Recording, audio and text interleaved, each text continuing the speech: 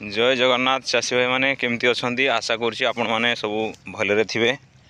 तो आज गोटे प्लॉट उपरे आम पाख प्लॉट रे सढ़ा लगी तो से भाविले गोटे वीडियो निहाती बनईदेवी क्यों कारण यही रोगटा लगुच। तो देखिपारे पूरा प्लॉट माने एटा आम प्लॉट ए पटटा ग्रीन कलर रे जोटा देखा जाउची। तो यही पट प्लॉट रे सढ़ा लगी। तो यहाँ टोटाल प्लॉट देखिपारे सढ़ा लगी पाखर मु कैमेरा को देखा देखु। तो यहाँ सढ़ा ऑलरेडी लगी सारी। तो भीतर को भी जाइए मुझे देखा आपन को गछ। तो देखिपारे यहाँ यही गछटा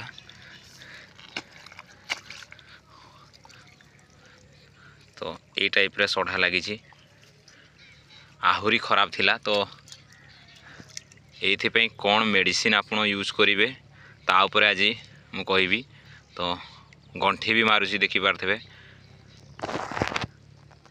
देखो गंठी भी मारुची और सढ़ा लगी पूरा प्लॉट खाई सारा। तो धीरे धीरे से सर्वाइवल करुची। यही सब प्लॉट भी धान चाष भल भाव उठी पार। तो जदि आपणकर एमती लगी थाए तो आपण व्यस्त हेबे नहीं। आउ यार ट्रीटमेंट सॉल्यूशन सब अच्छी मेडिसिन या उपरे भी अच्छी। तो यार कारण मेन कारण हूँ यार पानी। तो आपण डालुआ टाइम रे अत्यधिक पानी रखंतु नहीं जमी रे। आउ अत्यधिक पानी हवा फल आउ गोटे जिनस है ठंडा। तो क्लाइमेट जदि माटी गरम आसला न थाए राति रे जदि गरम हो ना थाए तो यही कारण रू भी यहाँ हो पारे। तो एमती दी चारिटा रिजन अच्छी। आउ जदि पानी जदि आपण टोटाल प्लॉट रे फुल रखिए तो ऊपर सूर्य किरणटा आपणकर जमी रे जाई परिबो नाही। तो देखुथिबे कोण गुड़ाक ठीक ठाक अच्छी जो हुड़ा पाख तोरा गुड़ाक धान ठीक ठाक अच्छी किंतु भीतर प्लॉट आप देखु पूरा खाई देजी ऑलरेडी। तो पूरा खाई सारा सढ़ी तलू डाउन हो जाता।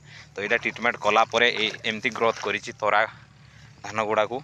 तो मेन रिजन हूँ तार पानी अत्यधिक रखु ना प्लॉट उपरे आउ राति रे गरम नहेबा कारण रू। तो एबे तो काली एबे शिवरात्रि काली सरी। तो से हिसाब रे ए जाए आम एरिया रे गरम आसी ना। अनुगुल साइड रे माने बहुत बॉर्डर तरा को गरम रो टिके प्रॉब्लम अच्छी। तो ओडिशा रे एबे एमती क्लाइमेट अच्छी। तो फुल गरम राति आसी ना शीत चली थाए से रोगरे माने प्लॉट उपरे बहुत रोग लगुच। तो मेडिसिन देकी भी आम धान को ऊपर को उठाई पारूना। आउ जो गुड़ाक गाँ तरा जमी से गुड़ाक टिके भल ग्रोथ करी प्राय प्लॉट रे एमती सढ़ा धीरे धीरे लगुच। तो चाषी भाई मैंने आप व्यस्त नहे यार मेडिसिन मु आपन को कहूँ जदि आपणकर प्लॉट सढ़ा लगी जाइए तो 505 मारिकी भी जदि किसी फायदा हो ना तो सेटा तो निहाती फायदा किसी हम ना। तो 505 देले भी या उपरे कौन करूँ आप पानी टिके कम रखी या आमर बायर कंपनी आसी। तो आप जो कंपनी भी नहीं पारे सीजेंडार भी नहीं पारे कहीं आम जोटा ट्रायल करूँ फील्ड उपरे सेटा को ही आम यूज करूँ।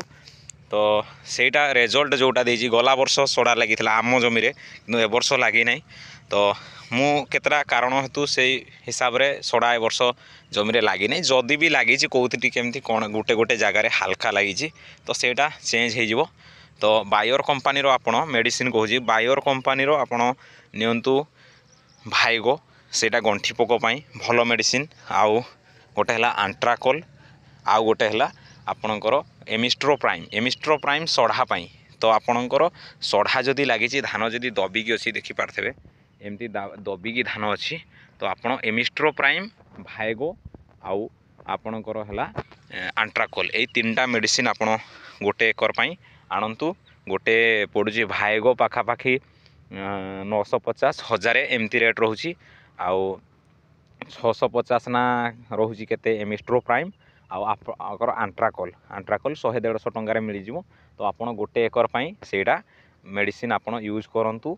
तापर आपणकर जो सार देवे डीएपी यूरिया पोटास जहाँ भी देवे तो सेटा पछे दिंतु। आउ देखिए आपणकर निहाती रिकवर हो 8 ରୁ 10 दिन भितर पूरा क्लीयर हो प्लॉट पूरा ग्रीन हो। तो ये थिला आजिर वीडियो। तो जदि आपण को इनफॉरमेशन टी भल लगी थाए चैनल को सब्सक्राइब करंतु आउ शेयर मध्य करंतु।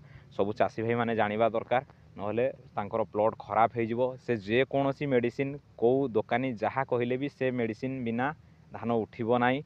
जदि भी उठिला जो एरिया नष्ट हो जाइए सेटा तो नष्ट हो रिकवर हम ना किंतु यही मेडिसिन आप यूज करूँ निहाती हम उठिबो। एटा आमे पूरा ऑलरेडी आमर खेत एमती होता आमे ताकू रिकवर करूँ।